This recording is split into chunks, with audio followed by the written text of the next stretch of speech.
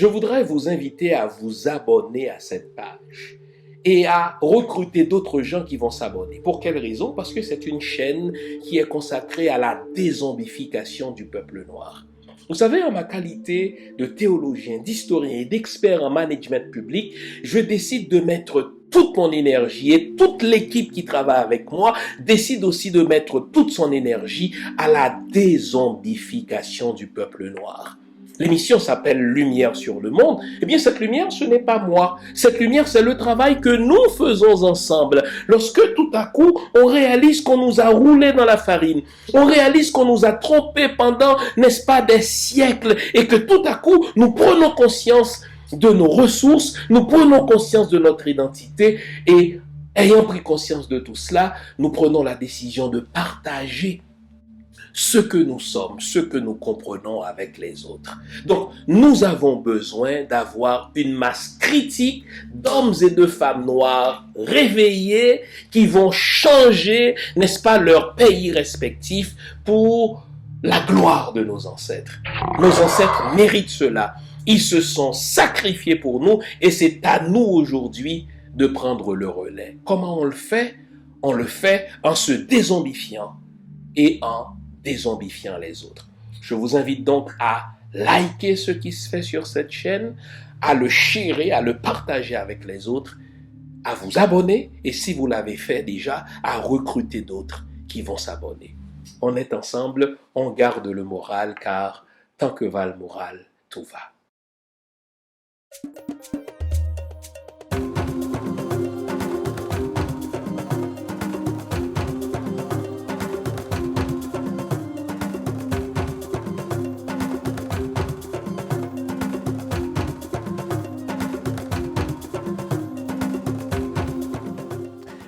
Bonjour mesdames, bonjour messieurs, bonjour le monde, bienvenue à cette autre édition de l'émission Lumière sur le monde. Comment allez-vous? J'espère que vous allez passer un bon moment avec nous.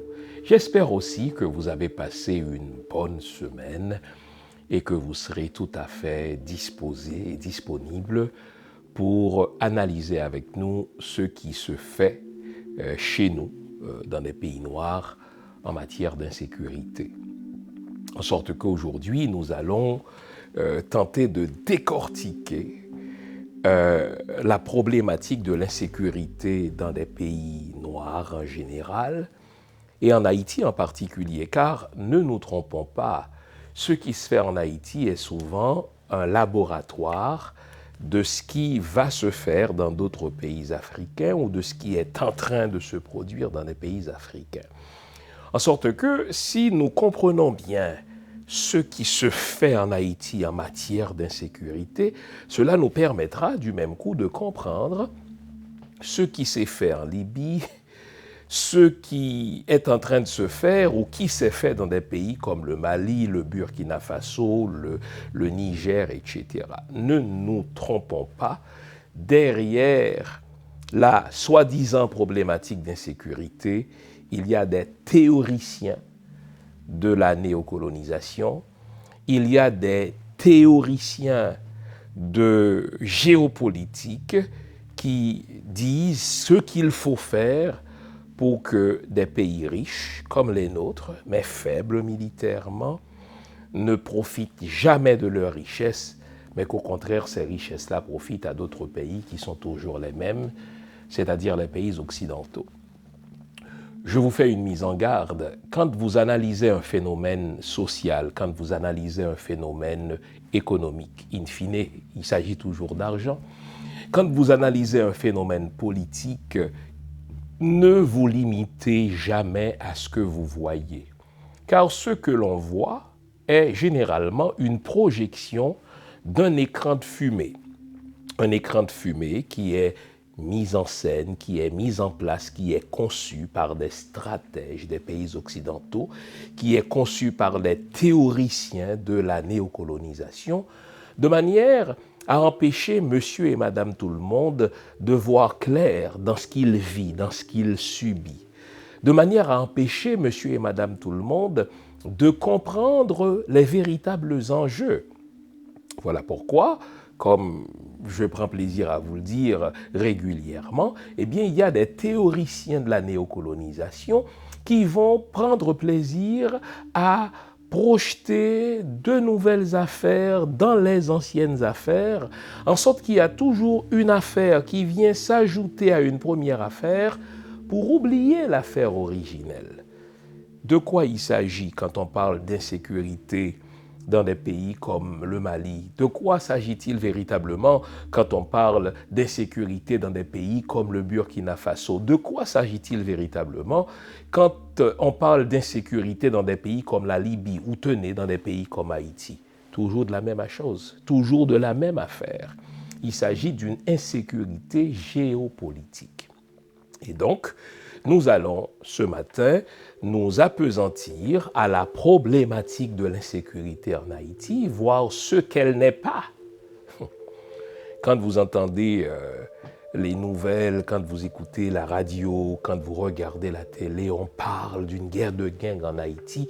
La vérité, c'est qu'il n'y a pas de guerre de gangs en Haïti. Vous parlez de violence des gangs, bien sûr, ça c'est ce qu'on voit. Mais la véritable violence n'est pas celle des gangs, c'est une violence beaucoup plus profonde. C'est une violence dont on nous cache les véritables auteurs, dont on nous cache les véritables mains, la fameuse main invisible, comme on tendait à l'appeler en économie. Alors, nous allons vous expliquer les sous-entendus. Nous allons vous expliquer les véritables enjeux de la problématique d'insécurité en Haïti. Et d'Haïti, vous comprendrez ce qui se passe dans d'autres pays, car ce sont toujours les mêmes pays qui mettent en place des mécanismes d'insécurité pour faire en sorte que les richesses des pays noirs ne profitent jamais à la population, à leur population, mais que ces richesses-là profitent aux populations des pays occidentaux. Il s'agit toujours des mêmes pays qui mettent en place des mécanismes de déstructuration de l'État, retenez bien cette formule, pour empêcher que nos richesses à nous ne nous profitent à nous. J'espère que vous nous accorderez toute votre attention, car nous aurons besoin de toute votre tête ce matin pour que vous compreniez et que vous arrêtiez de vous laisser intoxiquer par ce que la radio nous balance, ce que la télévision nous balance ad nauseam, à savoir qu'il y a une insécurité des gangs en Haïti. Au fait, les gangs ne sont que des instruments de main invisibles. Des criminels comme, n'est-ce pas, des ISO et les autres que je ne veux pas nommer, ce sont des criminels, ce ne sont pas des enfants de cœur, mais si eux sont coupables de ces crimes-là, il y en a qui sont encore plus coupables, parce que c'est eux, ces gens-là, qu'on ne voit pas, qui conçoivent cette insécurité géopolitique de manière à nous faire fuir, de manière à nous forcer à laisser nos pays. Et vous verrez que à chaque fois qu'il y a virage économique, à chaque fois que nous sommes dans une transition énergétique comme celle que nous vivons, eh bien, les mêmes pays occidentaux mettent toujours en place, avec des variantes, je veux bien, ces mécanismes de déstructuration de l'État, ces mécanismes de déstructuration d'une population, de manière à décimer ces populations, de manière à les faire fuir. Dans quel but? Dans le but de faire main basse sur leurs ressources. C'est toujours comme cela. Et je vais remonter avec vous à la fin du Moyen-Âge, en passant évidemment par la période de l'industrialisation au XVIIIe siècle. Nous allons nous arrêter à ce qui s'est fait avec l'émergence de l'énergie pétrolière, en particulier après la Seconde Guerre mondiale, entre 1945 et 1973, pour aboutir à l'époque contemporaine. Et vous allez voir que ce fut au Moyen-Âge, que ce fut à l'époque de l'industrialisation, que ce fut à l'époque du boom pétrolier, ou que ce soit aujourd'hui, ce sont les mêmes mécanismes. Mon rôle à cette émission, c'est de vous aider à voir les invariants, ceux qui ne changent pas chez les peuples pilleurs que sont les États-Unis, la France, la Grande-Bretagne, le Canada. Ce sont des pays pilleurs, ce sont toujours les mêmes. Et ce qui ne change pas dans les pays pillés, Et ce que nous devons changer, nous qui sommes de la population de ces pays pillés, de telle sorte qu'il y ait un renversement du paradigme. C'est mon but à cette émission. Alors pour ce faire, j'ai besoin de vous, j'ai besoin de votre attention, j'ai besoin de votre disponibilité d'esprit pour que vous compreniez.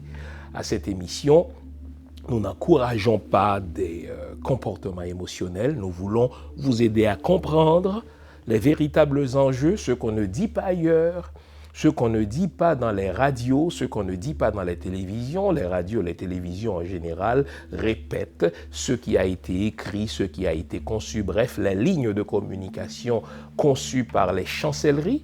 Eh bien, ce qu'on ne dit pas ailleurs, nous le disons ici, de telle sorte que vous soyez en mesure de voir les sous-entendus de ces soi-disant problématiques d'insécurité chez nous.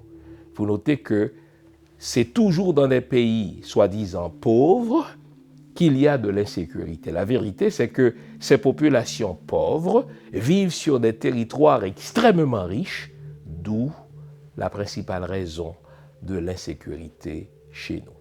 On s'arrête ici, vous connaissez le rituel. Je vous souhaite une bonne tasse de thé, une bonne tasse de café, bref, une bonne tasse de tout ce qui vous gardera éveillé. J'aurai besoin de toute votre attention pour la prochaine heure. On reste ensemble, on prend une pause. Après la dite pause, je vous reviens pour la suite de l'émission. À tout à l'heure. Il se trouve qu'un hashtag qui au départ était interne à la communauté noire, lorsque Alicia Garza et ses amis organisent plus que jamais, ou du moins écrivent cette lettre d'amour à la communauté noire, c'était une discussion interne pour dire aux nôtres, nos vies comptent. Ça a du sens. Mais lorsque les médias néolibéraux américains reprennent ce hashtag, ils donnent une connotation victimaire à ce hashtag et poussent notre population à se présenter comme des mendiants demandant à l'Occident « Hé, nos vies comptent, s'il vous plaît, respectez-nous ». Mais il y a bon nombre de Noirs qui ne se sentent pas concernés par ces réalités. En Occident, être noir, c'est une place qu'on vous assigne, celle du plus bas échelon social. C'est être porteur d'un crime qui ne dit pas son nom, au point de courir le risque constant de se faire interpeller par la police, jusqu'à 5 fois plus que les autres communautés. Être noir, c'est accuser un taux de chômage jusqu'à 2 fois plus élevé que les autres communautés. Être noir, une fabrication occidentale. Comment détruire la matrice? Aventure mon site www.jeanfils-aimé.com ou sur amazon.ca. Procurez-vous votre copie maintenant.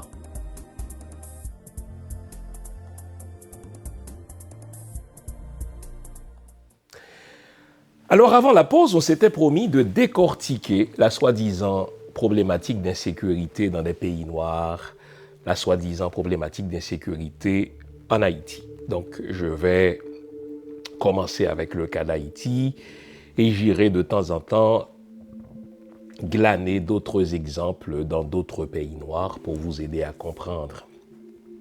Car, encore une fois, ce qui se fait chez nous est révélateur d'un certain nombre d'invariants mis en place par les stratèges des pays pilleurs, les États-Unis, la Grande-Bretagne, le Canada, la France, dans des pays noirs, dans des pays extrêmement riches, même si on veut nous entrer dans la gorge que nous sommes des pays pauvres, et pendant longtemps on y a cru, sauf que là les données sont disponibles pour tout le monde, il faut refuser qu'on nous appelle des pays pauvres, il faut plutôt parler de pays appauvris par des pays pilleurs, avec la complicité de quelques traîtres à la nation. Alors, décortiquons la problématique d'insécurité chez nous. Partons des dernières nouvelles. Il y a 2-3 semaines, nous avons tous vu dans les médias sociaux ce qui s'est fait dans Carrefour-Feuille à Port-au-Prince. Qu'est-ce qui s'est fait? Et ce qui s'est fait là est révélateur de ce que l'insécurité n'est pas en Haïti. Écoutez bien, vous avez des bandits qui vont chez des gens, monsieur et madame tout le monde, et qui disent aux habitants de la ville, laissez votre maison.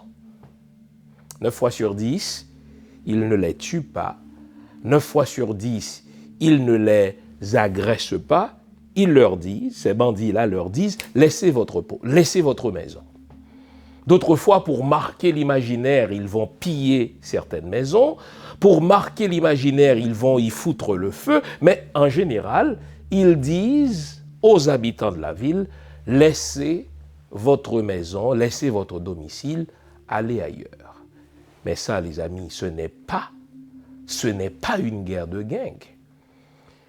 C'est très dommageable que les médias, par pauvreté intellectuelle, par pauvreté de vocabulaire, mais également par paresse intellectuelle, sinon que par choix idéologique, c'est très intriguant que, malgré le fait que cette vérité-là crève les yeux, les médias continuent de dire qu'il s'agit là d'une guerre de gang, d'une violence de gang. Non, ce n'est pas une violence de gang. Car qu'est-ce que c'est qu'une violence de gang? Appelant un chat, il y a violence entre gangs lorsque des gangs de tel quartier sont en conflit avec des gangs de tel autre quartier, ils se font la guerre et, conséquemment, la population, parce qu'elle prend peur, fuit. Mais il ne s'agit pas de cela ici. Si vous voulez comprendre ce que c'est, par exemple, qu'une guerre entre gangs, pensez à la Colombie des années 90, pensez, si vous voulez, au Montréal des années 90 ou, si vous voulez encore, à d'autres quartiers de New York dans les années 90. Il y a guerre de gang lorsque vous avez tel gang de tel quartier qui, souvent pour des questions de territoire, pour des questions de marché de la drogue, ce gang-là est en conflit avec tel autre gang parce que ce gang-là veut, n'est-ce pas, prendre une partie du territoire de cet autre gang pour y vendre de la drogue et cet autre gang-là, n'est-ce pas, défend son territoire, réagit en représailles. Mais il ne s'agit pas de cela. Ici, il s'agit de bandits armés qui vont dans des quartiers et disent aux gens, laissez votre maison. Et vous notez que dans beaucoup de cas, dans la majorité des cas, les maisons sont restées vides. Donc l'intention des gangs, l'intention des bandits en vidant, si vous voulez, Cafoufeuille de sa population, ce n'est pas pour y installer, si vous voulez, un marché de la drogue, ce n'est même pas pour s'y installer aux dépens d'un autre gang, c'est tout simplement pour forcer la population à déguerpir, donc à vider les lieux. La véritable question à se poser, si les gangs ne sont pas en guerre contre eux, si les gangs ne demandent pas à la population de fuir parce qu'il y a justement conflit entre deux gangs armés, pourquoi donc les gangs font fuir la population? Gardez cette question en tête. Donc, une première chose à dire s'agissant de l'insécurité en Haïti, c'est qu'il ne s'agit pas d'une insécurité entre gangs armés. La première personne qui nous a mis cette formule-là dans la tête parce qu'elle l'a utilisée ad nauseam, c'était la très détestable Madame Lalime. Elle le faisait à dessein. Parce qu'elle voulait vendre aux médias occidentaux et par les médias occidentaux aux médias haïtiens qui sont encore une fois des répétiteurs, l'idée que ce dont il s'agit là en Haïti, c'est une guerre de gangs. C'est tel gang de tel quartier qui entre en conflit avec tel autre gang de tel autre quartier. Faux. Faux, archi faux. Il peut arriver que tel chef de gang ait eu un petit conflit avec tel autre chef de gang, mais rapidement, vous le notez, ils se réconcilient. Il y a 3 mois, n'avons-nous pas assisté à une réconciliation presque publique entre 2 ou 3 chefs de gang qui s'insultaient par médias sociaux interposés? Mais très rapidement, ils ont fait la paix. On a assisté, dit-on, à une espèce de paix des braves entre les bandits armés en Haïti. Donc, il ne s'agit pas de violence due à une guerre entre les gangs. Quand il s'agit de guerre entre gangs, eh bien, les gens qui habitent tel quartier se font tirer dessus par les gangs qui viennent d'autres quartiers de manière à, si vous voulez, à avoir un territoire plus large. Pensez encore une fois au conflit entre les gangs de Medellín en Colombie et les gangs de Cali. Hein? Pour des questions de contrôle de territoire, pour des questions d'extension de territoire dans les années 90, eh bien, il y avait un véritable conflit de gangs armés entre le cartel de Medellín et le cartel de Cali. Mais il ne s'agit pas de cela en Haïti. Et les mots sont importants. Hein? Souvent, la manière dont les médias nomment les choses cache, si vous voulez, un message subliminal. En disant qu'il s'agit de conflits de gangs armés, on veut nous empêcher de comprendre la véritable nature de l'insécurité en Haïti. Alors, ce qui n'est pas dit ailleurs, je vous le dis ici, il ne s'agit pas de conflits armés entre gangs. Vous le notez, encore une fois, Carrefour-Feuille, c'est un bel exemple de cela. Carrefour-Feuille, c'est une excellente illustration. On va dire aux gens de la population de laisser leur maison, hein, mais les maisons sont restées vides. On va certaines fois piller telle ou telle maison pour marquer l'imaginaire, mais les maisons restent vides. Les bandits qui viennent forcer la population à quitter son domicile, à quitter sa résidence, ne s'installent pas nécessairement dans ces maisons, car tel gang n'est pas en conflit avec tel autre gang. Bon, il ne s'agit donc pas de conflit entre gangs. Il ne s'agit pas de guerre entre gangs. Il ne s'agit pas non plus en Haïti d'insécurité entre l'État et les gangs armés. On a déjà vu ça dans certains pays qui sont aux prises avec le problème de la drogue. On voit, c'était par exemple, et c'est encore le cas à bien des égards, n'est-ce pas, à la Jamaïque, on voit une véritable guerre entre les barons de la drogue et l'État.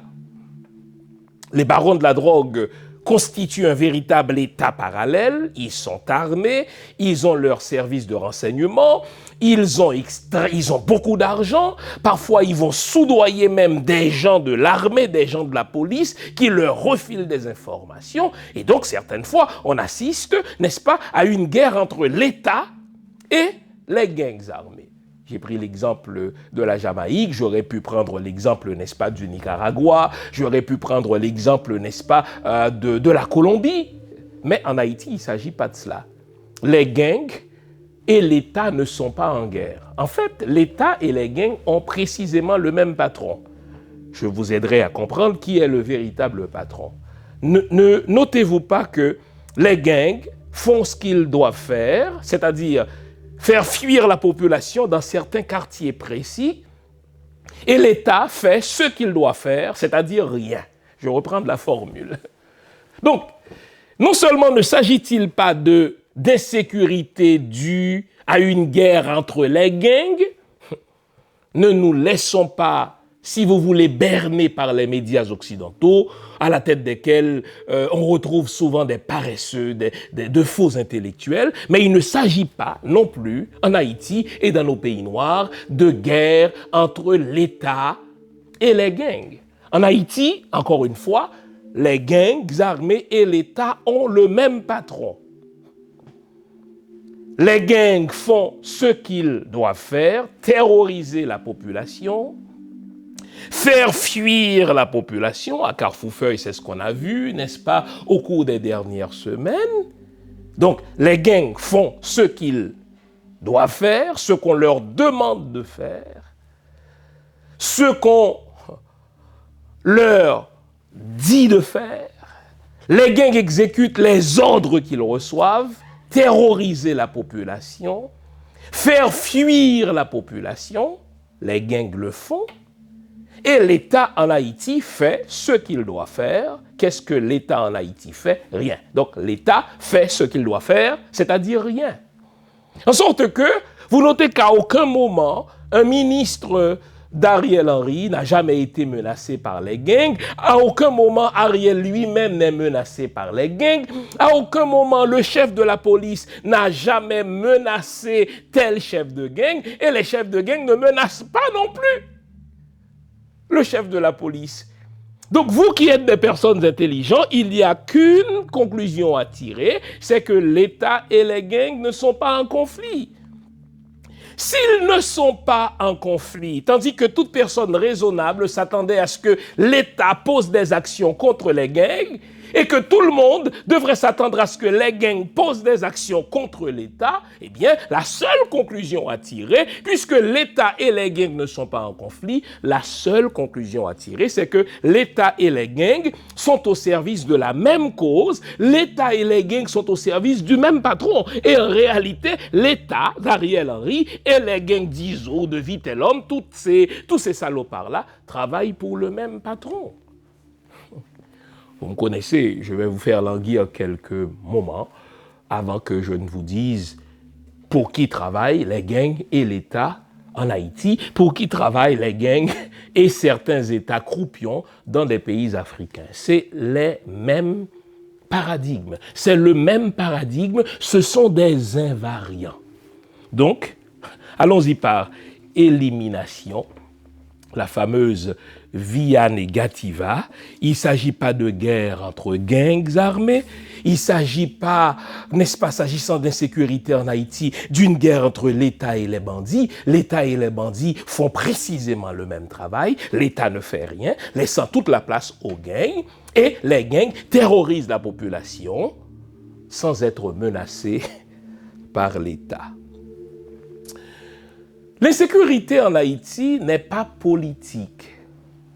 On a déjà vu dans certains pays une insécurité politique. Qu'est-ce qu'on entend par insécurité politique? On entend par insécurité politique une insécurité qui est, si vous voulez, au service d'une cause politique. Je l'ai dit, lorsque les Juifs, les sionistes ont voulu forcer le Royaume-Uni, ont voulu forcer la Grande-Bretagne à reconnaître la nécessité de la fondation de l'État d'Israël, ils ont utilisé la violence politique. Les sionistes ont posé des bombes dans des stations d'essence appartenant, n'est-ce pas, aux intérêts britanniques. N'oublions pas que pendant la période de la Seconde Guerre mondiale et celle qui a suivi justement immédiatement la Seconde Guerre mondiale, c'est-à-dire les années qui ont précédé la reconnaissance officielle de l'État d'Israël, eh bien, ce qui est devenu aujourd'hui Israël était sous protectorat anglais. Eh bien, les fondateurs de la nation juive, les sionistes comme on les appelle, ont utilisé la violence politique, c'est-à-dire ils ont utilisé la violence pour servir une cause politique. Et vous me connaissez, je ne suis pas contre cela. Dans certaines circonstances, dans certaines situations, on n'a pas le choix que pour faire débloquer, si vous voulez, une situation politique, pour débloquer, si vous voulez, une certaine situation sociale, il faut utiliser la violence. Je ne suis pas du genre à dire « Ah, moi, je suis un pacifiste ». Je ne suis pas pacifiste. Je pense que quand quelqu'un se décrit comme pacifiste, il y a quelque chose qu'il ne comprend pas dans la réalité de la vie, tout simplement. Tous les vivants, que ce soit des humains, des animaux, n'est-ce pas, utilisent la violence. Et donc, je serais fou de dire que je suis contre toute forme de violence. Je sais que ça ferait beau de me l'entendre dire. Non, je ne le dirai pas parce que ce n'est pas vrai. Je ne suis pas contre la violence. Dans certaines situations, la violence, elle est nécessaire. Ça va? Et donc, la violence en Haïti, l'insécurité en Haïti n'est pas une insécurité politique. Quand on est initié, ce qui est convoqué, c'est à la fois l'aspect symbolique, mais aussi l'invisible. Donc c'est difficile pour moi de vous raconter. Par contre, ce que je peux dire, c'est que les initiations dans le vaudou, elles ont toujours un lien avec le fait de se perfectionner soi-même et de travailler avec les éléments de la nature visibles et invisibles. Quand on parle de vaudou et qu'on vous pose la question, quelle est la définition que vous donnez du vaudou? Alors, ma définition, qui est assez personnelle, elle consiste à dire que, déjà, pour moi, ça n'est pas une religion. Parce que j'ai cette phrase qui me vient en tête, qui m'a beaucoup marquée, qui était de dire « Le vaudou, je n'y crois pas, mais ça existe. Croire, c'est la relation verticale entre soi et son Dieu, quel qu'il soit. C'est la religion. la croyance, la foi. Et ça existe, c'est cette relation au monde, cette relation en système, à la nature, aux ancêtres et à l'invisible. Donc pour moi, la définition du vaudou, finalement, c'est une vision du monde intégrée. Pour vous aider à vous défaire de tous les mensonges qu'on vous a débités au sujet du vaudou, je vous propose une trilogie fondamentale. Vaudou, je me souviens, et si les lois n'étaient pas des diables, et enfin, Vaudou 101, une spiritualité moderne sans sorcellerie. Ces 3 livres sont disponibles sur mon site web www.jeanfilsemi.com ou sur amazon.ca. Une trilogie à lire et à avoir dans sa bibliothèque personnelle ou familiale.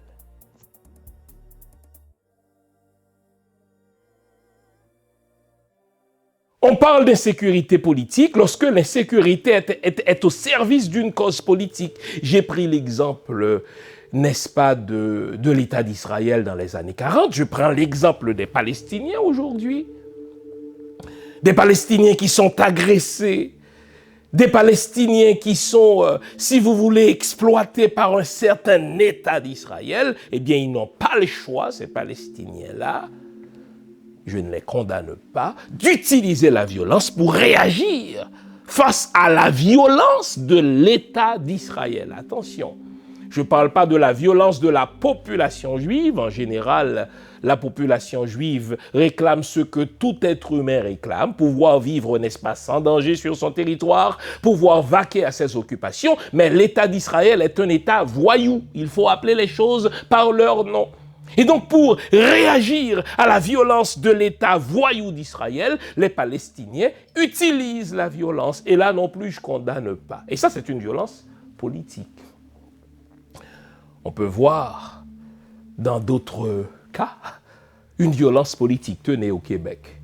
Au Québec, qui, dans les années 60, a vécu ce qu'on appelle improprement la révolution tranquille, qui n'était pas tranquille du tout. D'abord, c'est pas une révolution, et de 2, elle n'était pas tranquille. Ce qui s'est passé, cette accélération des progrès socio-économiques au Québec. Mais cette accélération-là s'est faite aussi par la violence. Les militants, les activistes québécois qui voulaient l'indépendance du Québec ont utilisé la violence, ils ont fait sauter des bombes, ils ont kidnappé des ministres, ils en ont tué au moins un pour forcer la conscience politique d'alors, pour forcer la conscience populaire d'alors à réaliser qu'il y a quelque chose qui ne marche pas. Ça, c'est une violence politique. Mais en Haïti, on n'a pas cette violence politique-là. J'aurais pu prendre aussi l'exemple, maintenant que j'y pense, de la guerre d'Algérie, dans les années 50, dans les années 60. Les Algériens voulaient forcer les Français à laisser leur territoire.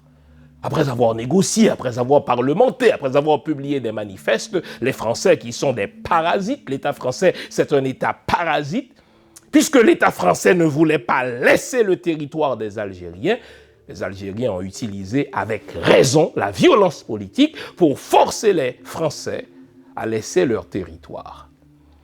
Ils sont allés jusqu'à poser des bombes dans la voiture officielle de Charles de Gaulle. Ils sont allés jusqu'à tirer sur le cortège de Charles de Gaulle, avec raison, pour forcer l'État français à reconnaître l'autodétermination des peuples. Mais en Haïti, il ne s'agit pas de cela. Donc l'insécurité en Haïti n'est pas une insécurité politique. Ceux qui ont les armes entre les mains ne détiennent pas ces armes-là pour faire avancer une cause politique.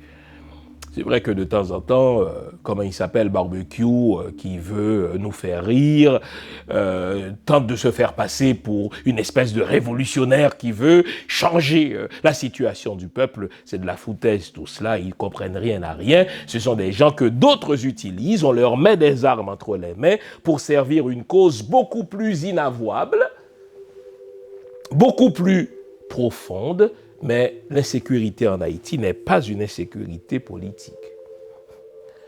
L'insécurité en Haïti n'est pas une insécurité révolutionnaire non plus. D'une certaine manière, l'insécurité politique est liée à l'insécurité révolutionnaire. Le fait par moi de dire que ce n'est pas une insécurité politique devrait me suffire pour dire non, il ne s'agit pas non plus d'une insécurité révolutionnaire. Mais puisque je suis pédagogue, je veux vous aider à comprendre ce que c'est qu'une insécurité révolutionnaire. Nos ancêtres ont utilisé l'insécurité révolutionnaire. J'en ai parlé il y a 2-3 semaines à mon émission sur Bois Caïman que je vous encourage à revoir parce que les techniques de nos ancêtres sont encore pertinentes aujourd'hui. Qu'est-ce que nos ancêtres ont fait? Mais ils ont utilisé la violence pour faire mal à l'oppresseur là où ça compte. Nos ancêtres qui ont été asservis par des Français ont compris que pour faire avancer leur cause, c'est-à-dire l'abolition de l'esclavage, il ne suffit pas de parler, il ne suffit pas de conscientiser la population, ce qui est fondamental. La conscientisation, elle est importante. C'est pour cela que je suis avec vous 2 fois par semaine, le mercredi en créole, le dimanche en français. Pour produire une révolution, pour produire des changements dans une société, il faut prendre le temps d'expliquer ce changement. Il faut prendre le temps de conscientiser la population sur la nécessité de ce changement. Mais à un moment donné, dans la lutte pour le changement, il faut faire mal à l'oppresseur. Et il faut lui faire mal là où ça compte. Nos ancêtres ont compris que si les Français les ont asservis après les avoir kidnappés depuis 1503 pour les jeter dans l'enfer de Saint-Domingue, c'est parce qu'ils voulaient faire du fric. Comment faisaient-ils du fric? Ils obligeaient nos ancêtres à travailler sur des champs de canne à sucre, sur des champs de coton, etc. Alors, nos ancêtres, qui sont des génies en matière de lutte révolutionnaire, disent non seulement nous allons leur réclamer notre libération, mais nous allons poser des actions pour y parvenir. Qu'allons-nous faire? Nous allons foutre le feu dans des champs, dans des plantations de canne à sucre. C'est ce qu'ils ont fait. Et dès qu'ils l'ont fait, vous avez compris, la métropole, la France, a dépêché à Saint-Domingue une commission civile avec les Sontonax. Et Sontonax, constatant la détermination et la combativité de nos ancêtres, n'a pas eu le choix que de reconnaître qu'on ne peut plus retourner à l'esclavage. Il a dû proclamer, si vous voulez, la libération ou l'abolition de l'esclavage 2 ans plus tard. Alors, ça, c'est une violence révolutionnaire. Quand on veut provoquer un changement, il faut utiliser de la violence. Ne laissez pas des journalistes qui, en général, n'ont aucune connaissance en histoire ou sont de mauvaise foi parce qu'ils ont peur de perdre leur job. Ils répètent, écoutez, il ne faut pas de la violence. Il n'y a pas de révolution sans violence. La révolution est nécessaire parce que les oppresseurs nous violentent. Alors vous ne pouvez pas être contre la violence de l'opprimé sans dénoncer la violence de l'oppresseur. Nelson Mandela, qui est devenu, si vous voulez, un modèle de la réunification pacifique en Afrique du Sud, avant d'être ce modèle de réunification pacifique, a déjà utilisé les armes. Nelson Mandela était à la tête de l'ANC et l'ANC utilisait des armes contre l'État sud-africain. Et lorsqu'on lui a posé la question à savoir, mais comment se fait-il qu'il accepte d'utiliser des armes pour sa révolution qu'il souhaitait, il disait, écoutez, les armes que nous utilisons sont déterminées par l'oppresseur. Si l'oppresseur utilise des armes à feu contre nous, nous allons utiliser des armes à feu contre lui. Et donc, la violence révolutionnaire, c'est une violence qui est au service d'une révolution, d'un changement radical qu'on veut provoquer. Mais il ne s'agit pas de cela en Haïti. Il ne s'agit pas de cela en Haïti. Si vous demandez à ceux qui kidnappent, à ceux qui pillent, à ceux qui violent, à ceux qui forcent la population à abandonner son domicile, si vous leur demandez à eux pourquoi ils font ça, mais 9 fois sur 10, ils le font pour faire du fric. Ils vont kidnapper, ils vont rançonner les gens, ils vont recevoir un certain montant. Ce montant va être partagé entre ceux qui leur mettent les armes entre les mains. Ce montant va être blanchi par les banques. Les banques sont très complices de cette industrie de kidnapping. On s'entend quand quelqu'un reçoit 700 000 $ américains cash, quand quelqu'un reçoit 500 000 ou 300 000 ou 100 000 ou 50 000 $ américains cash, on s'entend qu'on ne peut pas mettre ça sous un matelas.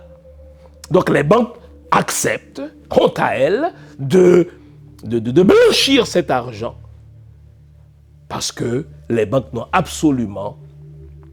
haïtiennes n'ont absolument aucune conscience morale. Vous me direz qu'il n'y a pas beaucoup de banques qui aient une conscience morale, je vous donne raison, sauf que dans des pays de droit, eh bien l'État veille à ce que les banques se posent un certain nombre de questions sur la licéité de l'argent reçu. Mais en Haïti, on s'en fout, et dans les pays africains aussi, parce que ceux qui mettent en place ces systèmes d'insécurité-là ont quelque chose de plus profond en vue. Il ne s'agit pas non plus en Haïti d'une insécurité due à de la guerre civile. Ça, c'est important qu'on s'y arrête. Parti de rien et défiant le monde. Toussaint Louverture confondit sa vie avec sa conquête de liberté. Comme Bonaparte, pourtant son geôlier, Toussaint Louverture incarne le triomphe de la volonté sur la fatalité.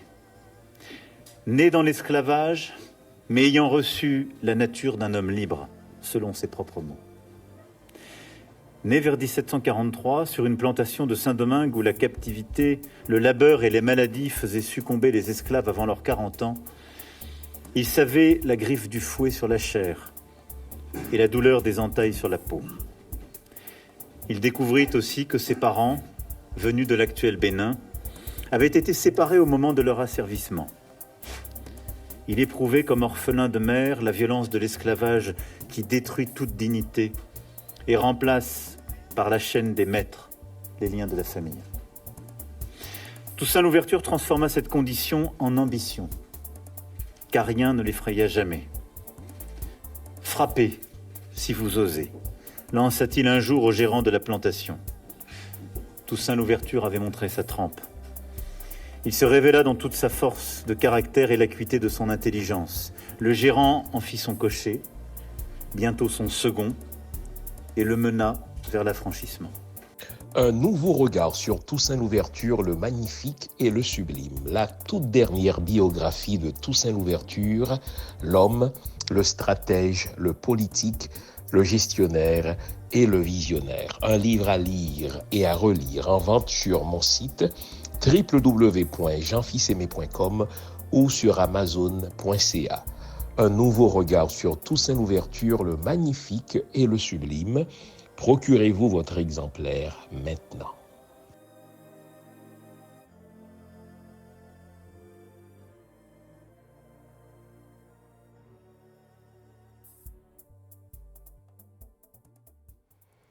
L'insécurité en Haïti, disais-je, n'est pas une insécurité due à une guerre civile. On nous a déjà balancé ça, on a tenté de nous le balancer là. Vous vous souvenez de l'année dernière, quand, sur ordre de Madame Lalime,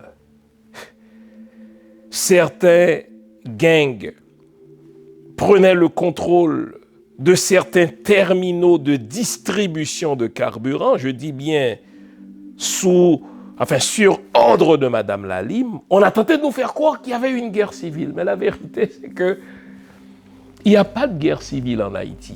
Quand est-ce qu'on parle de guerre civile? Il y a guerre civile lorsque une certaine partie de la population civile livre bataille contre une autre partie de la population civile, d'où le terme de guerre civile.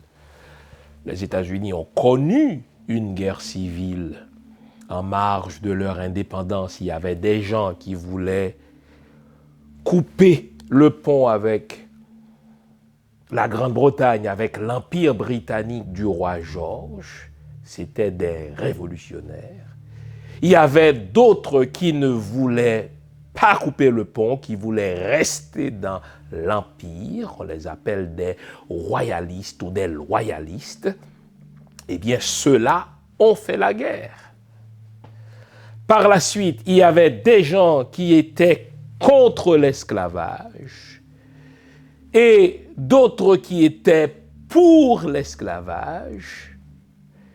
Au 19e siècle, eh bien, ils ont fait la guerre civile. Ça veut dire que vous avez une partie de la population qui fait la guerre contre une autre partie de la population. Et il ne s'agit pas de ça en Haïti.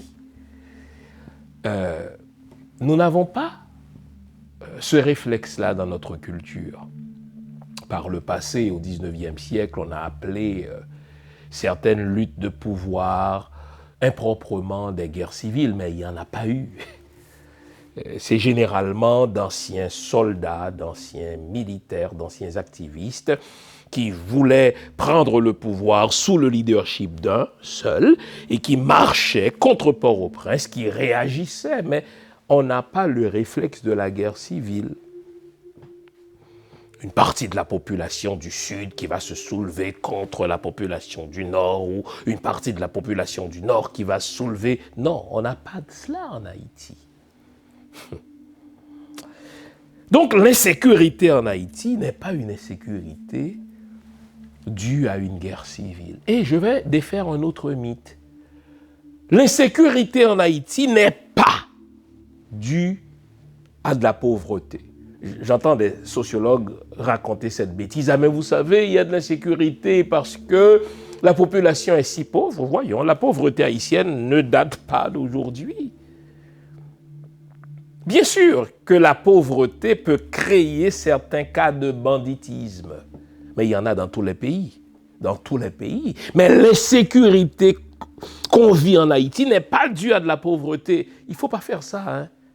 Il ne faut pas dire, ah mais les gens qui détiennent des armes, ils détiennent ces armes-là parce qu'ils sont pauvres. D'abord, c'est une grosse connerie. Ces armes-là coûtent cher. Les armes qu'ils détiennent, c'est des armes qui coûtent 2, 3, 4, 5, 6 000 dollars américains. Ça, c'est un revenu de riche, là, pour le peuple haïtien. Et en plus, les munitions coûtent cher. Donc, quand vous dites que l'insécurité en Haïti, elle est due à de la pauvreté, c'est une belle connerie. Sauf que vous n'y pensez pas toujours, parce que les médias vous balancent ça. On nous balance ça.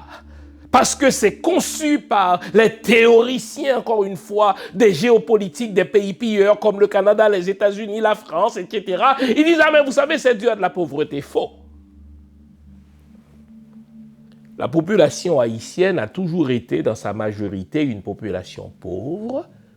Et nous n'avons pas, nous les Haïtiens, ce réflexe de prétexter la pauvreté pour commettre des crimes. Non. Et les gens qui détiennent des armes, ce ne sont pas des pauvres. Alors vous pensez qu'Iso est pauvre. Voyons donc. Vitellum est pauvre. Barbecue est pauvre. Mais ceux qui leur mettent les armes dans les mains, c'est-à-dire qui ont la capacité d'aller négocier l'achat de ces armes-là dans les États du sud des États-Unis, qui ont les contacts qu'il faut pour faire passer ces armes-là depuis les douanes américaines vers la République dominicaine, pour les faire atterrir en Haïti, en graissant à chaque fois les pattes qu'il faut, vous appelez ça des pauvres. Voyons donc les amis. Donc l'insécurité en Haïti n'est pas une insécurité due à la pauvreté. Foutaise, si quelqu'un vous dit ça, soit qu'il est idiot lui-même ou bien qu'il veut vous enfumer. La majorité des Haïtiens sont pauvres, mais la majorité des Haïtiens sont contre la violence. La plupart de ces pauvres Haïtiens, si vous leur proposez d'utiliser l'arme pour se faire un peu d'argent, ils vont vous dire non merci. Alors, l'insécurité en Haïti n'est pas une insécurité qui est due à la pauvreté, car ce n'est pas une insécurité de pauvres. Ceux qui utilisent l'insécurité en Haïti n'utilisent pas un petit couteau là. Ils utilisent des armes de gros calibre avec des munitions et regardez bien où ils habitent. Ils habitent littéralement dans des manoirs, ils habitent dans des complexes, ils habitent dans des forteresses avec des caméras, avec des drones. Alors là, si vous dites « Ah, mais c'est une insécurité de pauvres », soit que vous nous preniez pour des idiots, ou alors, vous êtes idiot vous-même. Et peu importe votre titre, là, vous allez faire une analyse insipide. Vous savez, c'est une population pauvre. Voyons donc. Ce réflexe-là d'utiliser ou de prétexter la pauvreté pour commettre des crimes, et là, il s'agit de la grande criminalité, c'est des réflexes qu'on trouve dans des pays pilleurs, dans des pays occidentaux. Le gars va dire, puisque moi je suis issu d'une famille pauvre, je vais entrer dans le commerce de la drogue, je vais devenir, si vous voulez, un baron de la drogue. Mais on n'a pas ça, nous, comme réflexe culturel. L'insécurité, récapitulons, n'est pas une insécurité due à une guerre de gang, elle n'est pas une insécurité de bandits contre État, elle n'est pas une insécurité politique, elle n'est pas une insécurité révolutionnaire, elle n'est pas de l'insécurité due à de la guerre civile, elle n'est pas une insécurité due à de la pauvreté. Alors qu'est-ce qu'elle est alors, cette foutue insécurité? C'est une insécurité géopolitique. Pour comprendre ce qui se passe en Haïti maintenant, et ce qui se passe en Haïti va vous aider à comprendre ce qui s'est passé en Libye, ce qui s'est passé au Mali, ce qui s'est passé au Burkina Faso, ce qui s'est passé au Niger et dans d'autres pays africains, vous devez retenir un terme: géopolitique. Les pays qu'on appelle les pays puissants, les pays qu'on appelle les pays riches, ils ont construit leur richesse selon le même paradigme. Écoutez bien. Ils débarquent dans des pays riches, riches en ressources naturelles, riches en ressources humaines. Ils prennent le contrôle de ces populations-là par la violence et ils font main basse sur leurs ressources naturelles qu'ils exportent chez eux, ces pays-là, qu'ils transforment pour devenir riches, et ils s'assurent que ces pays-là qui ont des ressources extrêmement riches restent pauvres, tandis qu'eux continuent de voler les ressources de ces pays-là. Ça s'appelle une insécurité géopolitique.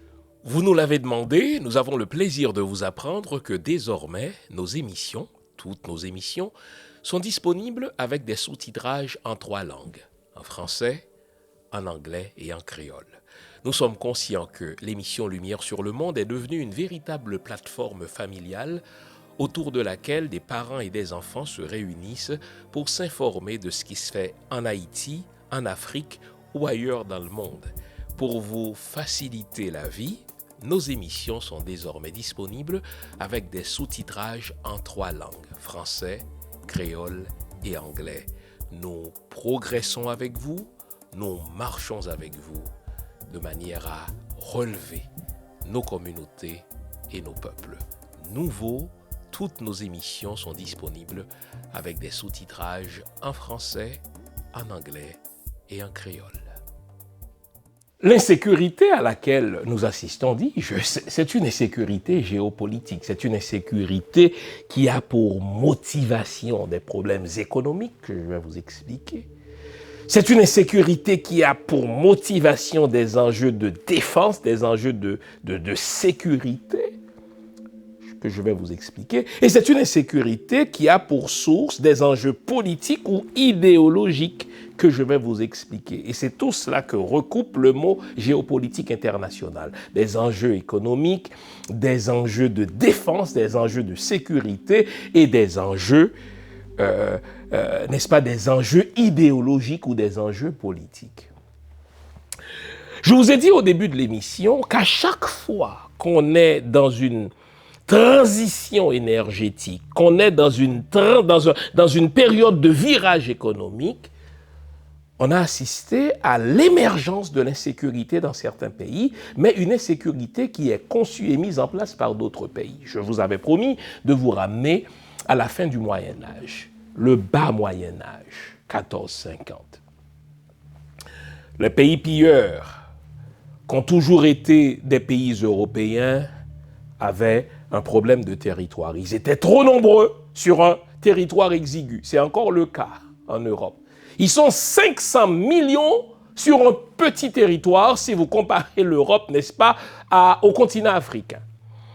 Non seulement sont-ils trop nombreux sur un territoire exigu, nous sommes donc au Moyen-Âge, mais ils font face à des problèmes économiques énormes. Ils vivaient essentiellement de l'agriculture, donc si une récolte tourne mal, mais c'est la famine. Leur système, n'est-ce pas, économique, reposait encore sur le servage, c'est-à-dire des seigneurs qui embauchaient un grand nombre de serfs sur leur territoire. Et quand ceux-là sont mécontents, ils font une risque. Ils font, si vous voulez, une révolte. Et là, c'est encore le roi qui va devoir envoyer des soldats pour décimer ces paysans-là. Et à la fin du Moyen-Âge, il n'y avait pas seulement ces problèmes économiques, ces problèmes de territoire, mais vous aviez des problèmes de santé énormes, des épidémies, pensez à la peste ou d'autres maladies encore qui décimaient les populations européennes, donc il n'y avait pas de débouché. Et donc dans ce contexte-là, les Européens vont être, si vous voulez, en quête de débouchés pour leur population. Et là, ils vont rentrer en Afrique. Afrique, continent extrêmement riche, il l'est encore, c'est un continent béni des dieux. On dirait qu'à chaque fois qu'on est dans une situation de virage économique, l'Afrique est ce réservoir inépuisable dans lequel on trouve toutes les ressources dont les humains ont besoin. Et donc, les Européens vont arriver en Afrique. Le réflexe des Européens, et ça n'a pas changé, le réflexe des Occidentaux, et ça n'a pas changé, c'est un réflexe selon lequel ils désirent vos ressources, mais ils refusent de payer. Ils désirent quelque chose que vous avez, et plutôt que de négocier avec vous, plutôt que d'avoir un deal avec vous, un deal gagnant-gagnant, à savoir, j'ai la technologie, vous avez la matière première, on va faire en sorte qu'on s'entende, on va avoir une espèce d'entente win-win, n'est-ce pas? Vos ressources vont vous profiter à vous, vont bénéficier à la population, et puisque moi j'ai les technologies, je vais les transformer ces ressources-là pour le bien de nos populations, en sorte que, en fin de compte, nos deux populations vont être bien. Non, ce n'est pas ça le réflexe de l'occidental, ce n'est pas ça le réflexe du capitaliste, ce n'est pas ça le réflexe des pays européens. Le réflexe des pays européens, le voici. Vous avez quelque chose que je désire, c'est pas compliqué, je vais le prendre, ce quelque chose-là, je vais soit vous tuer, ou si vous êtes chanceux, vous réduire en esclavage, ou vous coloniser, ou vous néocoloniser. Vous notez que ça ne change pas. La France d'aujourd'hui construit sa richesse sur quoi? Sur le pillage des ressources africaines. Voilà pourquoi, quand les pays africains foutent dehors un ambassadeur, la France dit, écoutez, je ne reconnais pas l'autorité de ce pouvoir. C'est une imbécilité que celle-là. J'ai étudié en droit international. Il n'y a aucune convention en matière diplomatique qui demande aux pays, ma foi, accréditants, de se poser la question à savoir, est-ce que le pouvoir du pays accréditaire est légitime ou non? Pays accréditant, la France dépêche un ambassadeur, mettons, au Niger, qui est le pays accréditaire. Si le pays accréditaire, à savoir le Niger, dit au pays accréditant, à savoir la France, je ne veux plus de votre foutu ambassadeur, la France n'a pas d'autre question à se poser. La France dispose de 48 heures pour rappeler son foutu ambassadeur. On voit là que, contrairement au droit international, la France dit que, eh bien, le pouvoir qui me demande de partir n'est pas légitime. Ah bon? Ah bon? Pourquoi? Parce que si on fout la France, n'est-ce pas, dehors de l'Afrique, c'est pas compliqué, la France redevient pauvre. Car, analysez bien, d'où viennent les richesses de l'État français? La matière première des richesses de l'État français vient exclusivement des pays africains. Peu importe cette ressource, qu'on parle de pétrole, qu'on parle de cobalt, qu'on parle d'uranium, le fameux uranium que la France vend d'ailleurs à d'autres pays sans l'avoir chez elle, ce sont des ressources qui viennent de l'Afrique. Et donc, quel est le réflexe des pays occidentaux? Quel est le réflexe des pays européens? Quel est le réflexe des pays capitalistes? Vous avez quelque chose que je n'ai pas, vous avez quelque chose dont j'ai besoin, plutôt que de vous l'acheter, je vais le prendre. Et si vous êtes malchanceux, je vais vous tuer. Et si vous êtes chanceux, estimez-vous heureux d'être chanceux, je vais vous réduire en esclavage et je vais vous coloniser. C'est ce que les pays européens ont fait en 1450. Et là, ils vont utiliser tout leur appareillage idéologique avec l'Église, leur appareillage soi-disant scientifique, juridique, pour dire, écoutez, l'Afrique n'est pas un véritable continent, les pays africains ne sont pas de véritables États, ce sont des sauvages, donc tout chrétien européen qui débarque là peut réclamer comme sien le territoire de ces gens-là. Et donc ça va durer jusqu'au XVIIIe siècle. Au XVIIIe siècle, on va avoir un autre virage. La Grande-Bretagne ou le Royaume-Uni ou l'Empire britannique va être le premier à faire ce qu'on appelle l'industrialisation. On va remplacer le travail des humains par des machines, essentiellement des machines à vapeur, etc. Et pour ces machines-là, on a besoin de quoi? On a besoin de fer, on a besoin, n'est-ce pas, de charbon, etc. Car c'est ça l'industrialisation. Et vous allez remarquer que là encore, eh bien, le Royaume-Uni, la Grande-Bretagne, n'est-ce pas, qui sera suivi par d'autres pays comme la France, le Canada, etc., ils vont utiliser le même paradigme. Pour faire cette industrialisation, ils ont besoin de matières premières, de charbon, de fer. Mais 9 fois sur 10, ils n'ont pas cette matière première. Qu'est-ce qu'ils vont faire? Ils vont dans des pays, encore une fois, ils vont dans des pays de noirs, ils vont sur le continent africain, ils vont voler les ressources, ils vont obliger ces populations à travailler pour eux, pour s'enrichir. C'est ce qu'on appelle l'industrialisation. Et pour s'assurer que ces populations-là ne se révoltent jamais, ils vont créer des situations d'instabilité, des situations de violence.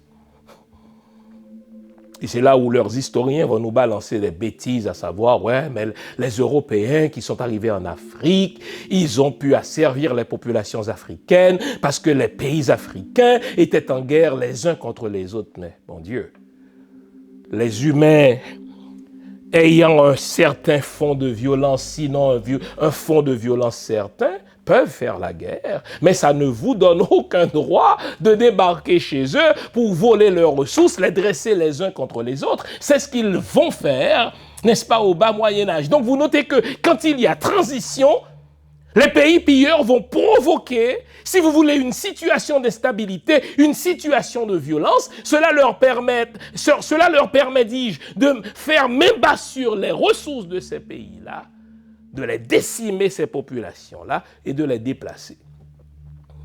À l'époque de l'industrialisation, à compter du XVIIIe siècle, ça va être la même chose. On a besoin de matières premières pour industrialiser nos économies. Ces matières premières-là, nous ne les avons pas chez nous. Alors, qu'est-ce que nous allons faire? Nous allons continuer à exploiter les ressources de ces pays noirs. Et donc, c'est en marge de l'industrialisation des pays européens qui a débuté, dis-je bien, au XVIIIe siècle, qu'on va assister à la fin du XIXe siècle, à la fameuse conférence de Berlin, où les mêmes pays européens, l'Allemagne, la France, toujours elle, le Royaume-Uni, les États-Unis et d'autres, donc tous des pays de blancs, vont se réunir à Berlin pour décider de la manière dont ils vont morceler l'Afrique, pour voler les ressources africaines, tout en décimant la population africaine, en provoquant de la violence. Vous notez que l'enrichissement des pays occidentaux repose sur le même paradigme. Vous avez quelque chose dont j'ai besoin.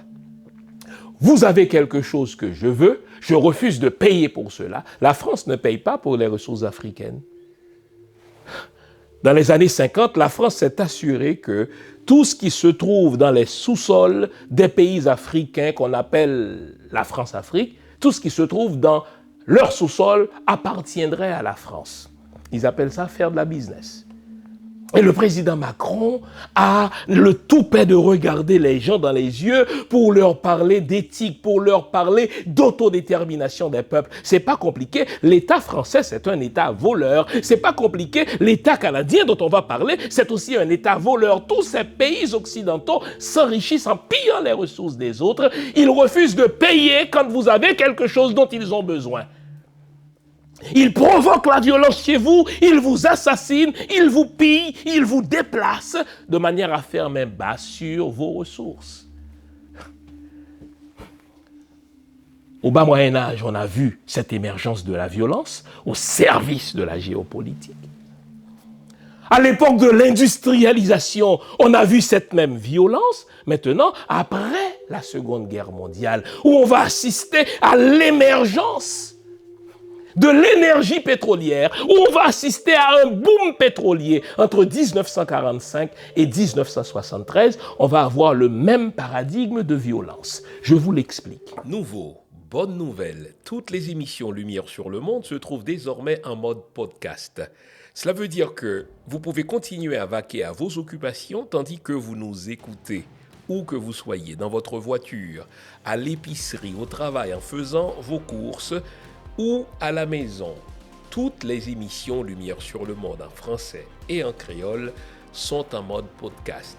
Vous les trouverez sur Apple Podcast, Spotify, Podcast Index, Google Podcast, Amazon Music, Stitcher et les autres. Nous sommes partout en mode podcast. Il n'en tient qu'à vous. Nouveau, bonne nouvelle, Lumière sur le monde est en podcast. Après la Seconde Guerre mondiale, donc à compter de 1945 jusqu'en gros en 1973, on va assister à un boom pétrolier. Qu'est-ce qui va se passer? Le pétrole, pour la première fois, va supplanter toute autre forme d'énergie. Le pétrole va supplanter le charbon. Et donc les pays pilleurs, toujours les mêmes, quand je dis pays pilleurs, entendons les pays soi-disant développés, toujours les mêmes, les États-Unis, la Grande-Bretagne, la France, le Canada, eh bien, pour se mettre au pas les uns des autres, ils sont toujours en concurrence, pour être les plus riches, les plus avancés, ils vont chercher le pétrole partout où il y en a sur la Terre. Et le pire, c'est que même lorsqu'ils ont du pétrole chez eux, c'est le cas des États-Unis et du Canada, ils vont garder leur pétrole à eux comme réserve stratégique et ils vont décider d'aller chercher le pétrole ailleurs. Vous remarquez quelque chose? Tous les pays qui sont des puissances pétrolières, donc tous les pays qui détiennent de grands bassins de pétrole, pendant ces moments-là, étaient des pays instables. Regardez les pays de l'OPEP. Pensez à un pays comme, n'est-ce pas, l'Iran. Alors, pensez à d'autres pays qui aujourd'hui ont repris le contrôle de leur destin politique. Les Émirats arabes unis, n'est-ce pas, des pays comme l'Arabie saoudite. C'était des pays qui étaient sous le contrôle de l'une de ces puissances pilleuses, de l'un de ces pays pilleurs. Entendons la Grande-Bretagne, entendons les États-Unis, entendons, n'est-ce pas, la France, toujours les mêmes. Et lorsque vous regardez l'histoire de ces pays-là, pensez à l'Iran, pensez à des pays comme l'Arabie saoudite ou d'autres pays qui détiennent, n'est-ce pas, cette manne qu'on appelle l'or noir. C'est des pays dans lesquels on retrouve une violence inouïe. Mais ce sont des pays qui ne produisent pas d'armes. Donc les armes viennent d'ailleurs. Et les conflits qu'il y avait dans ces pays-là, ce sont soi-disant des conflits politiques. Et quand on prend le temps de regarder vraiment, on réalise que c'est des conflits qui sont dus à quoi? Au fait que la population se soulève contre tel gouvernement, contre tel régime, mais les pays pilleurs comme les États-Unis décident de maintenir ce régime. C'était le cas du Shah d'Iran. À un moment donné, la population iranienne ne voulait plus de ce Shah, Mais les États-Unis disent c'est notre homme. Alors, ils vont armer une certaine partie de la population pour se battre contre une certaine autre partie de la population. Ils vont, n'est-ce pas, fournir des armes à l'armée pour tirer sur la population civile. Et quand vous prenez le temps de regarder, mais d'où vient cette violence-là dans ces pays riches, mais dont les populations sont appauvries, c'est une violence géopolitique. C'est une violence mise en place par les pays pilleurs pour s'assurer d'avoir la mainmise sur les ressources de ces populations-là. Et comment ils procèdent? Toujours de la même manière. Vous avez des ressources dont j'ai besoin, je refuse de payer, je vais mettre en place un régime que je vais corrompre, un régime qui va accumuler des comptes bancaires chez nous. Vous notez quelque chose? La famille Bongo, là, qui règne sur le Gabon depuis 65 ans, a accumulé des milliards en France. Des hôtels 5 étoiles, si vous voulez, des voitures de luxe, d'autres compagnies encore. La France n'a jamais posé la question de la licéité de ses fonds. Pourquoi? Parce que la famille Bongo, c'est une famille mise en place par la France pour piller les Gabonais, et les Français ont le toupet. Les Français ont l'arrogance de dire, mais vous savez, les Gabonais sont pauvres. Non, les Gabonais ne sont pas pauvres, ils sont appauvris parce que les Français les pillent. Et comment ils y arrivent? Eh bien, ils maintiennent la famille Bongo au pouvoir pendant 65 ans. Ce sont ces mêmes foutus Français qui vont vouloir vous faire la leçon morale sur la démocratie. Non, la démocratie, ils s'en foutent. Pourvu que les richesses des autres pays leur profitent à eux, ils s'en foutent, la démocratie.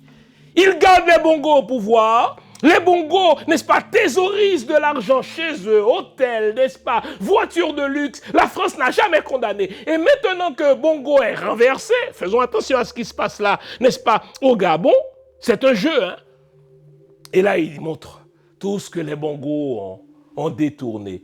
Les Bongos ont détourné cela, tout comme Mobutu avait détourné des milliards de dollars, n'est-ce pas, des Zaïrois, parce que la France encourageait cette corruption. Mais revenons à notre sujet principal. Pendant ce boom pétrolier, on a vu la même violence.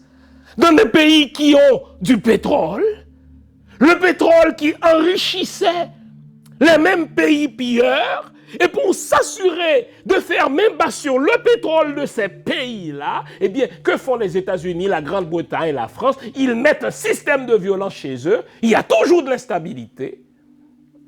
Il y aura 2 ou 3 familles au pouvoir, une oligarchie qui s'enrichit grâce au pétrole, mais la majorité de la population reste pauvre.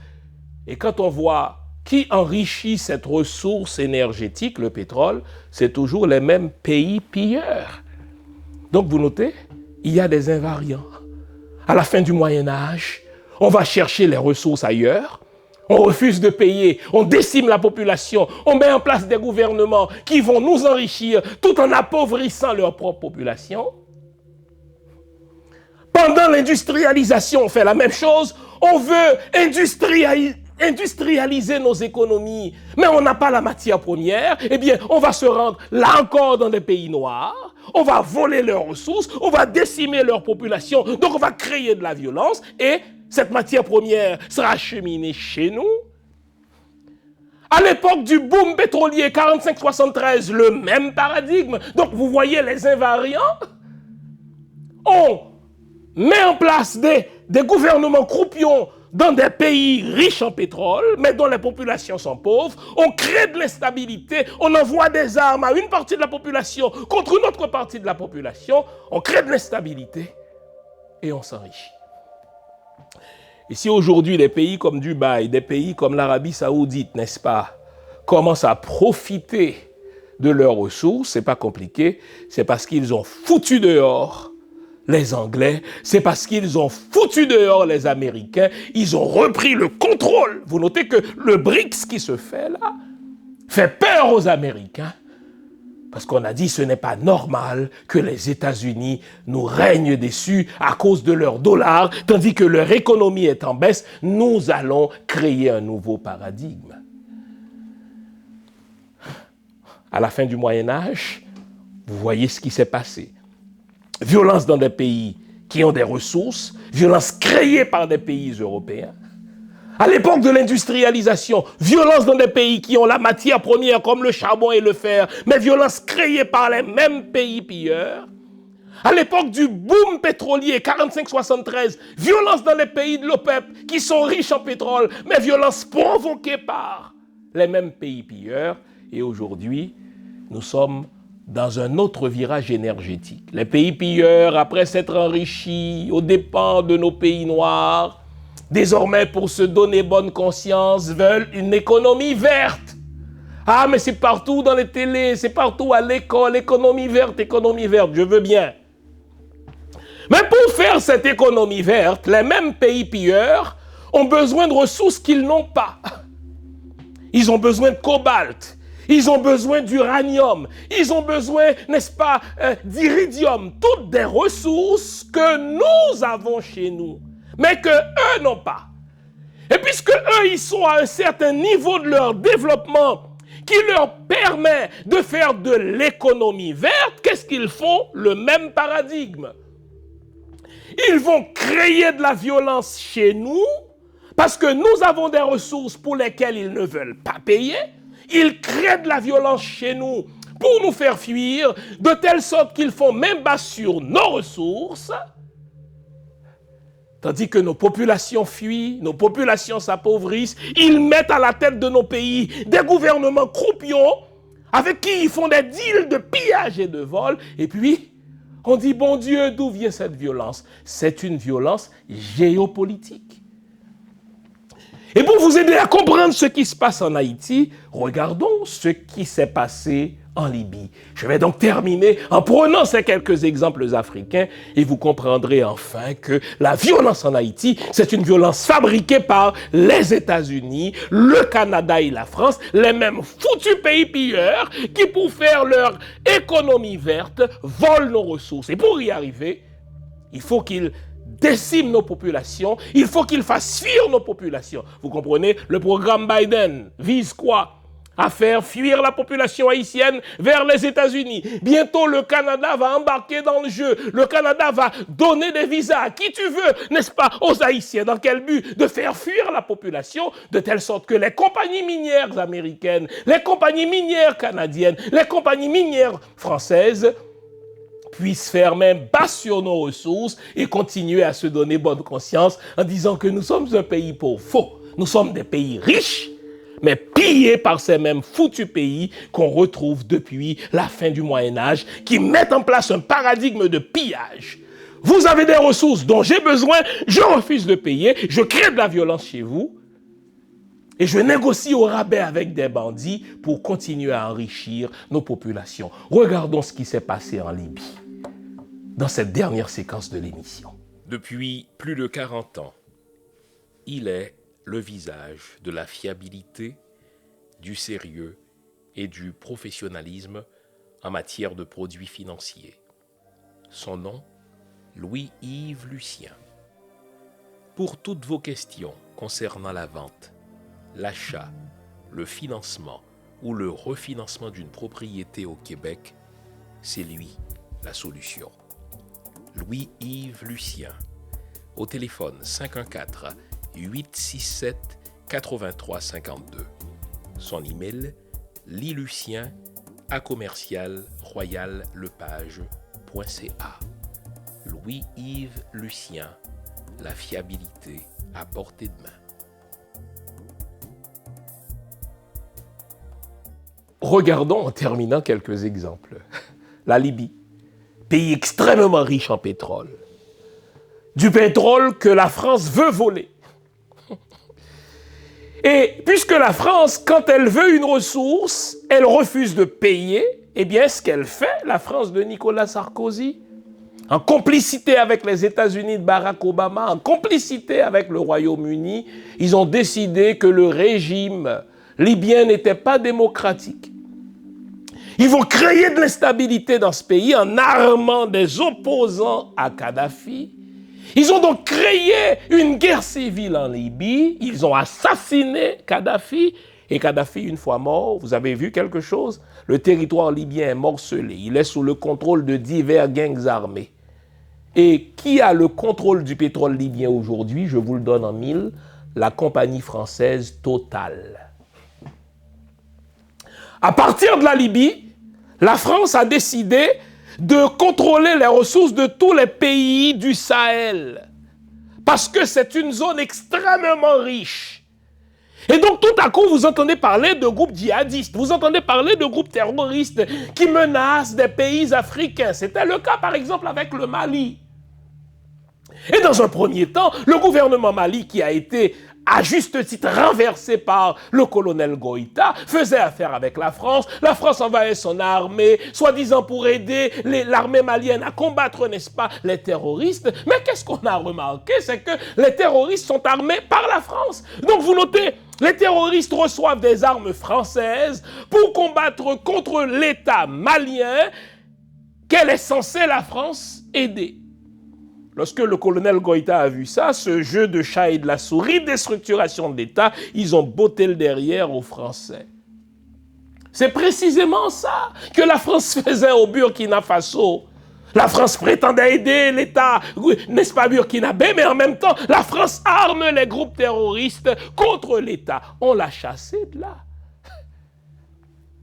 Évidemment, ce n'est pas seulement dans les pays africains. Hein. Si vous regardez ce que les États-Unis et d'autres pays voleurs comme le Royaume-Uni ont fait à l'Irak, c'est la même chose. Ils ont fomenté une théorie bidon, à savoir que Saddam Hussein développait des armes de destruction massive contre eux. Pour quelle raison?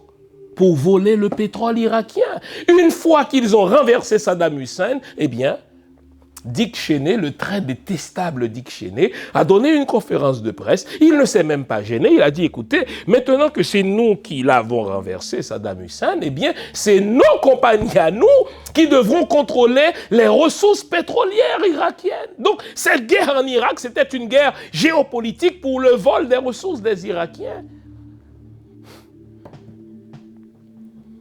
Si vous pensez que les armes qu'utilisent les ISO, les Vitellum, ce sont des armes, n'est-ce pas, que les États-Unis ne voient pas. Ce sont des armes qui entrent, n'est-ce pas, en Haïti sans le contrôle de l'État américain. Vous vous trompez, c'est une violence géopolitique. Nous sommes dans une période de virage économique.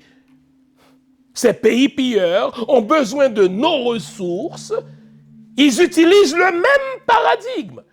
Vous avez des ressources dont j'ai besoin, je refuse de payer. Je vais déstructurer votre État car c'est plus facile de manipuler un ISO, de manipuler un Vitellum, plutôt que d'avoir affaire avec tout un parlement. Vous notez que depuis, ma foi, 6-7 ans, il n'y a pas d'élection en Haïti, mais ces mêmes pays donneurs de leçons s'en foutent. Ils gardent Ariel. On n'a pas besoin d'élection. Les compagnies canadiennes continuent d'explorer nos mines. D'autres hommes d'affaires véreux occidentaux continuent de voler nos ressources. On s'en fout. La vérité, c'est que ces pays pilleurs-là considèrent nos pays à nous, noirs, comme des réservoirs stratégiques pour les ressources dont ils ont besoin.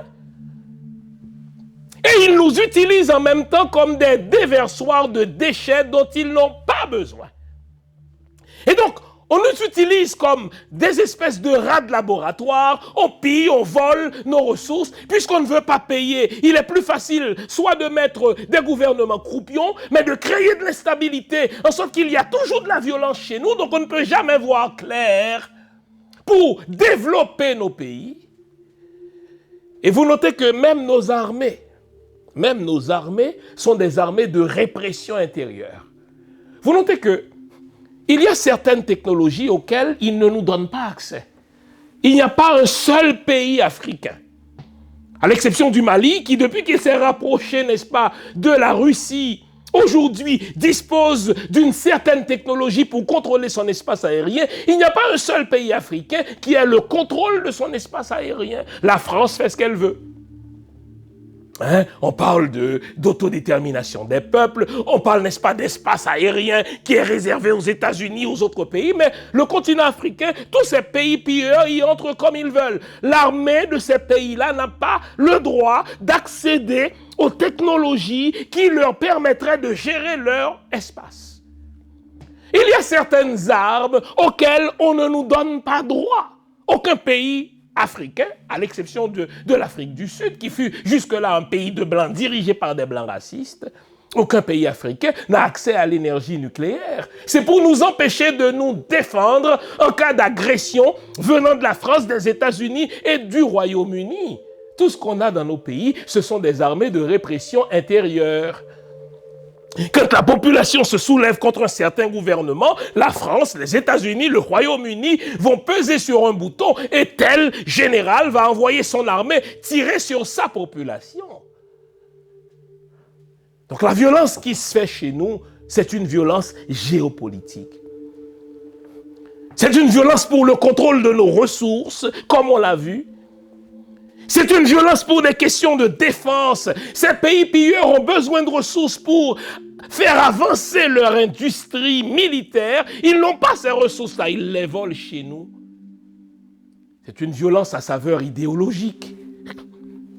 Il ne faut pas qu'il y ait un pays noir qui soit avancé. Il ne faut pas qu'il y ait un pays noir qui soit développé pour maintenir la soi-disant théorie de la suprématie blanche. Et pour y arriver, il faut qu'il crée de l'instabilité, il faut qu'il crée de la violence chez nous. La solution, Dessalines l'avait dite le 1er janvier 1804. La solution, c'est ce que les pays africains sont en train de mettre sur pied. Elle est simple, la solution. Dessalines l'avait comprise, cette solution. Regardez le serment que Dessalines a fait prêter à ses généraux. Il leur a fait dire, renoncez à tout jamais à la France. Elle est simple. Si les pays africains doivent se développer, il faut qu'ils renoncent à tout jamais à la France. Chassez la France de votre territoire, chassez les compagnies françaises de votre territoire, chassez l'armée française de votre territoire, renoncez à sa foutue langue, à la francophonie, tout ce qui est français, bannissez-le chez vous et vous allez avoir le contrôle de vos ressources. Nous, les Haïtiens, on l'avait compris avec Dessalines. Voilà pourquoi on l'a fait assassiner 2 ans plus tard. Mais notre salut en tant que peuple haïtien viendra d'où? Au moment où on aura compris que des pays comme le Canada, les pays comme les États-Unis, des pays comme la France nous pillent, eh bien, ils nous pillent nos ressources humaines. C'est ce qu'ils sont en train de faire. Faire partir nos populations. Ils nous pillent nos ressources naturelles. Eh bien, si on veut, n'est-ce pas, parvenir à la paix, nous devons renoncer à tout jamais, comme l'avait dit Dessalines, à ces 3 foutus pays pilleurs. Pour y arriver, c'est pas compliqué, renverser le gouvernement mis en place par ces pays pilleurs, reprendre le contrôle de notre destin politique, et proposer un nouveau deal à des pays comme la Chine et la Russie. Le Mali a la paix parce que le Mali fait un nouveau deal avec la Chine et la Russie. C'est pas compliqué. Haïti aura la paix lorsqu'Haïti proposera un deal grâce à un gouvernement autonome, patriote, à la Chine et à la Russie. Nous devons renoncer, comme l'avait dit Dessalines, à ces pays pilleurs, la France en premier, le Canada, les États-Unis. J'espère que mon émission vous a été utile. J'espère que l'émission vous aidera à réfléchir et à comprendre autrement la soi-disant problématique de l'insécurité chez nous. J'espère que l'émission nous aidera à reconquérir notre souveraineté politique. En attendant, vive Haïti, vive le peuple haïtien, vive l'Afrique, vive le peuple noir. Gardons le moral, car tant qu'on garde le moral, tout va. Allez, au revoir, bonne semaine.